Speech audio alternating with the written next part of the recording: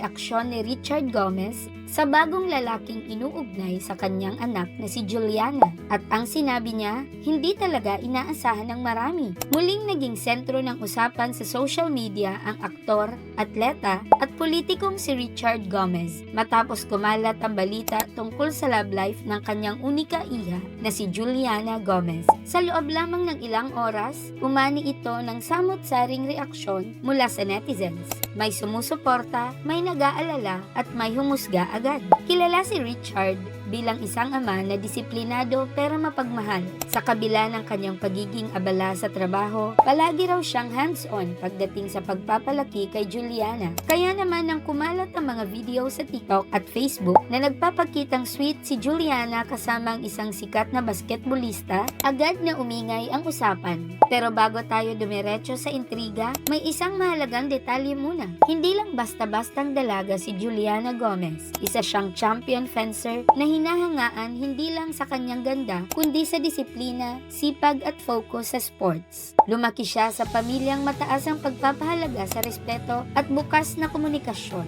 Dahil dito, marami ang napatanong, ano kaya ang magiging reaksyon ni Richard bilang ama? At dito nagulat ang karamihan. Sa mga kumalat na video, makikita si Juliana na may kasamang PBA player na si Richie Rivero. May ilang clips pa na nagpapakitang magkahawak kamay ang dalawa habang naglalakad sa isang mall. Dahil dito, maraming netizens ang naniwalang opisyal na ang kanilang relasyon, kahit wala pa mang kumpirmasyon mula sa kanila. Kasabay nito, bumalik din sa usapan ang mga dating isyong kinasasangkutan ni Richie. Dahil dito, may ilang netizens na nagsabing red flag umano ito at naglabasan ang samot-saring opinyon tungkol sa kung bagay ba sila. Pero ang tanong ng lahat, paano ito hinarap ni Richard Gomez? Sa isang panayam sa Fast Talk with Boy Abunda, inamin ni Richard na may nanliligaw na nga sa kanyang anak. Hindi man niya direktang pinangalanan ng lalaki, kinumpirma niyang personal niya itong nakilala dahil dinala ito ni Juliana sa isang family dinner.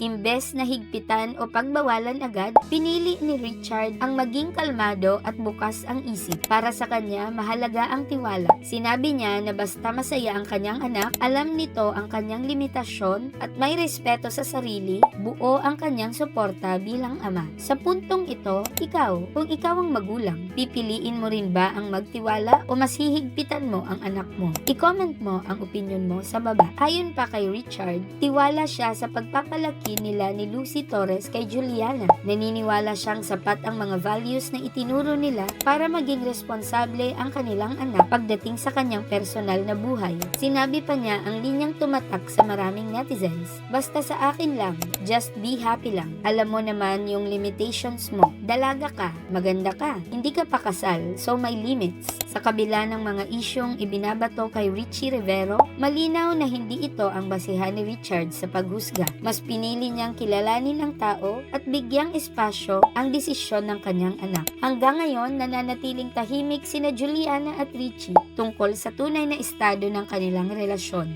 Pero para sa marami, sapat na ang mga positibo at mahinahong reaksyon ni Richard Gomez para patunayan na minsan, ang pinakamagandang gabay ng magulang ay hindi kontrol, kundi tiwala. Kung gusto mo ng ganitong klaseng kwento na may lalim at respeto sa likod ng viral issues, huwag kalimutang i-like ang video, mag-comment ng opinion mo at mag-subscribe para sa mas marami pang updated showbiz stories.